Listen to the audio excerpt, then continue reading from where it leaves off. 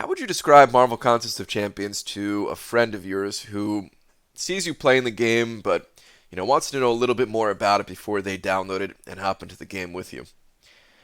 I think a lot of people would start off by describing the game as a traditional 2D fighter, something along the lines of like a Street Fighter or maybe more fittingly Marvel vs. Capcom. I love that game, man. Marvel vs. Capcom 2 especially. I know there's no Capcom characters in this game, but yeah, I just love that game. So something like that with RPG elements thrown into the mix.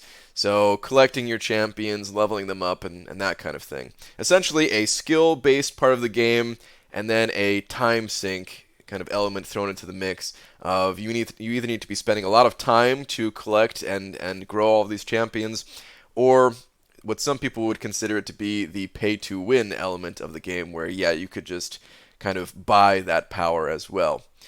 And I think this is a pretty good way of initially describing the game and initially thinking about the game as kind of dividing it into skill and then time or money, right? Skill, time, and money. But I think if that's the only way that you ever look at the game, I think you're missing out on quite a bit. I think you're missing out on quite a bit of the actual game itself, because collecting these champions and growing your roster and making the right decisions on when it comes to who to rank up, I think that's a huge part of the game, and I think that's part of the game that skill absolutely plays a factor into. And I kind of want to, show you what I mean. It's one of those things where it's tough to teach, but hopefully you can see what I'm talking about here today. Where we have a post talking about the future of Alliance Quest by Kabam Mike on the forums. And this is pertaining to the update that is starting in the next round of Alliance Quest, where basically they're removing the bracket system and they are buffing the rewards overall pretty substantially. And then there was a thread created and people were asking questions, and one of the questions was, no new boss for Alliance Quest? And this happened about 2 weeks ago, and Kabam Mike says, not yet. We know that it's been a very long season, but we're still working on our next one. Unless something changes, which it totally could, we're currently planning the next season to start in about 3 to 4 months. And again, this is about 2 weeks ago. So, if we can consider this 3.5 months, 2 weeks ago, or 2 weeks have gone by, so let's just call it 3 months. 3 months from now, we're going to get a new season of Alliance Quest, give or take. And again, things could totally change, they're saying. So normally, Kabam is very difficult to predict. It's difficult to predict exactly what they're going to throw at us next, and I really enjoy this. If we could see, exactly what was coming in the future of this game, I think we'd be. I think that would actually hurt the enjoyment of the game overall. I know a lot of people want to know exactly what's coming so that they can. Plan ahead accordingly, and they don't use their valuable rank-up materials on something that they might regret in the future. But that's part of the fun, in my opinion. But we're getting a lot more information here than we normally do, and we need to use this information to our advantage. So, about 3 months again. About 3 months is when we're going to get the next season of Alliance Quest. Well, what is that season of Alliance Quest going to look like? I think it's going to be a lot more difficult. Not more difficult for everybody, but the people who are at the kind of the higher end of the rankings, especially the people who are in the real upper end of the rankings here, which my alliance that's what we're aiming for. I think rank 1 is kind of out of the question. That's a bit unrealistic to be the number 1 alliance in the entire world. Maybe there's like a couple of alliances that could fight for the number 1 spot, but we're still pretty high up there. I think it's realistic for us to aim for the top 10 essentially. It'll be awesome to get these rewards on a weekly basis. So how is that going to look for us? Well, to understand how it's going to look in 3 months, kind of have to understand how the game looks right now and how Alliance Quest looks right now. So we run 5 days of Map 6. And this is also going to apply to alliances that run 5 days of Map 5 or somewhere in between, right? We run 5 days of Map 6, and Day 1 is the same difficulty as Day 5. Now, how can that be? Because for most alliances out there, Day 1 is pretty easy, and then as the days go on, as the days progress, Day 5 is much more difficult. The way it works is that the higher your prestige is, the harder the enemies are in the map, and of course that rewards additional points when you're fighting these more difficult enemies, and that's how the ranks are determined. And you get to a certain limit, however, where your prestige, it caps out. Right now there's a prestige cap, and I don't know what the exact number is, but the enemies, they can't get any more difficult than a 5-star champion being rank 5, level 65, signature 200. That's it. There is no way for a 5-star champion to become any more difficult than that. However, we have 6-star champions in the game right now. They're not in Alliance Quest yet, but they're in the game, and I think it's pretty safe to assume that 3 months from now, 6-star champions will absolutely be in Alliance Quest. There's no reason why they wouldn't be. Therefore, the prestige cap is not going to exist anymore. Day 1 of Alliance Quest, even for the alliances who have the highest prestige in the world, Day 1 is going to be significantly easier than what Day 5 is going to look like. Day 1 is probably going to look pretty similar to what we have today, and then Day 5 is going to be a nightmare. It's going to be very difficult. And therefore, I think that prestige is not going to be the only determining factor on the higher end of the rankings. I think prestige is still going to play a large role in that, but I think it's going to go back to, the alliances who are fighting for these top spots are not only just going to be running 5 days of map 6. Maybe that wouldn't be possible. Maybe it would be, maybe you'd have to actually decide to run like 2 days of map 6 and then the rest of map 5, or something like that. Essentially, I don't think the decision is going to be that easy for us for running that. And the same goes for alliances who are running all 5 days of map 5 currently. Maybe that wouldn't be possible anymore. Maybe you'd only be able to run a couple of days of map 5, and then maybe you'd have to drop back to map 4 or something along those lines. Or maybe you'll still be fine running all 5 days of map 5. I don't know. This is kind of the unknown here, and this is just kind of theory crafting of what the future is going to look like. But I think it is safe to say that, or safe to assume that the next season of Alliance Quest is going to be more difficult. And I want to stress here, it's only going to be more difficult for alliances who are hitting that prestige cap.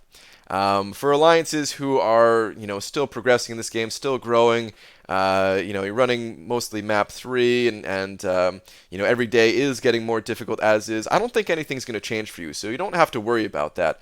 But for the alliances that are hitting that prestige cap, and I don't know exactly how many alliances are doing that, we do have to think about the future of this game. For the next season of Alliance Quest, that is. So right now, again, this is about 3 to 4 months away. That's essentially 2 seasons of Alliance War.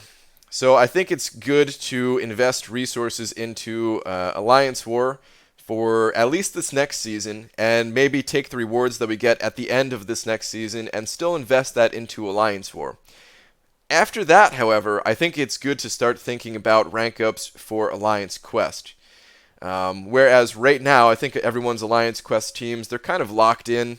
A lot of people are pretty comfortable with the champions that they're using for Alliance Quest, and they just want to throw every resource they possibly can into Alliance War attackers and Alliance War defenders.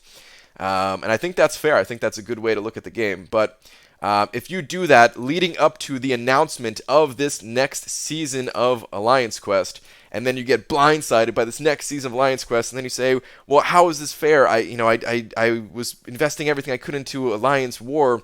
Now I'm not strong enough. I won't be able to stay with my alliance, and they're going to be trying to run these higher level maps that I can't handle. I think that a lot of people are going to find themselves in that situation if they're not thinking about the future of this game. And this is what I'm talking about, the skill element of trying to predict what is going to come next. You can be a lot more prepared without just saying, okay, I'm going to play for an unlimited amount of time every single day, or, okay, I'm going to throw just, as much money as I possibly can at the game. You can predict what's going to happen in the future. So, next season of Alliance War, I recommend everybody still, put your rank up decisions more, geared towards Alliance War, and then think about the future of this game. Maybe don't immediately rank up your champions. Don't rank them up based around Alliance Quest until we see it, but hold on to some rank up materials. Don't just have your inventory sitting on 0 tier 2 alphas if you're at that point in the game where you are getting some tier 2 alphas. really, hold on to those, and maybe you'll need to take a 5-star champion to rank 5 for Alliance Quest. Maybe it's going to get that difficult. And I do think that the rewards for Alliance Quest are worth it. Right now, we've got a buff to Alliance Quest rewards starting this next round of Alliance Quest, and especially for the alliances who are ranking high enough to get Tier 2 Alpha, it's a huge deal. I mean, it's a big deal for other alliances too, who are going to be getting Tier 4 class catalysts more regularly, and that's going to advance your account, and then you'll, eventually be able to get to the point where you do qualify for the Tier 2 Alpha and that kind of thing.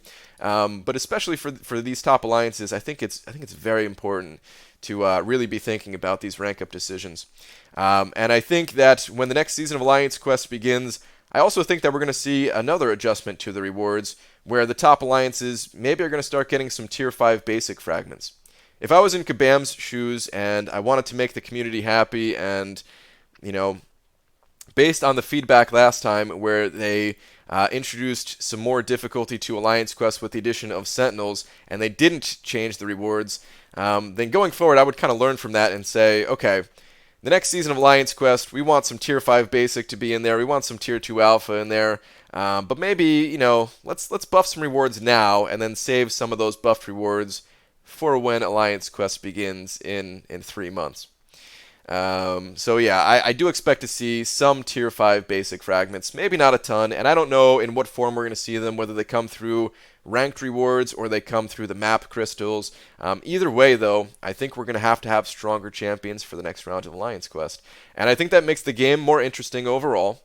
I think, just having that interesting choice of, okay, do I want to focus on Alliance War, or do I want to focus on Alliance Quest, or do I try to do both and, really try to figure out the system and maybe level up certain champions in such a way that on days where Alliance War attack is not on, I could use those champions, and they're also good for Alliance Quest, and then when attack is on, okay, then use them for attack.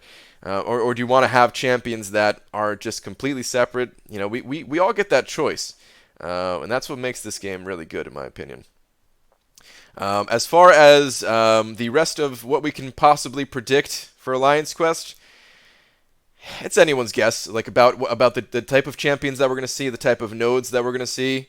It's that stuff is all pretty difficult to predict. I do think that we're going to see more interesting nodes for maybe Map 5 and Map 6. Map 4 and lower, probably not so much. Probably going to be similar to what we're seeing right now. But I do think we're going to see some pretty interesting nodes. Maybe even like Duel. Maybe Duel would be in there. I don't know. Maybe that's too extreme, because that one can shut you down pretty hard. If you slip up against Duel, you find yourself dead pretty quick. So maybe we wouldn't see that in Alliance Quest. But I do think, some of those nodes that were introduced with the dungeons, maybe we'll see some of those there. The boss of Alliance Quest, it might be, more story based around, what's going to be happening in like the single player side of the story for this game.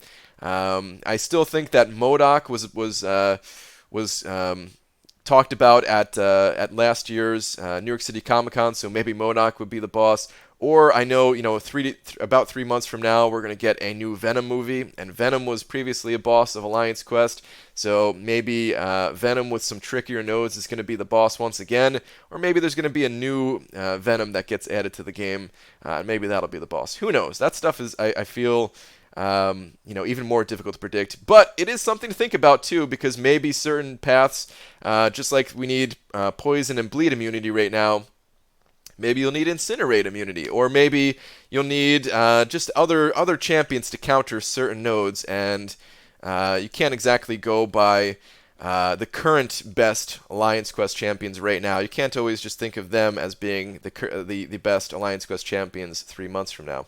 So we'll see how it goes, but I do think it's something to think about. And if you don't want to be blindsided, and if you don't want to feel like we need rank down tickets in order to adjust to the new season of Alliance Quest, like I know some people will feel, then it's good to start thinking about this right now.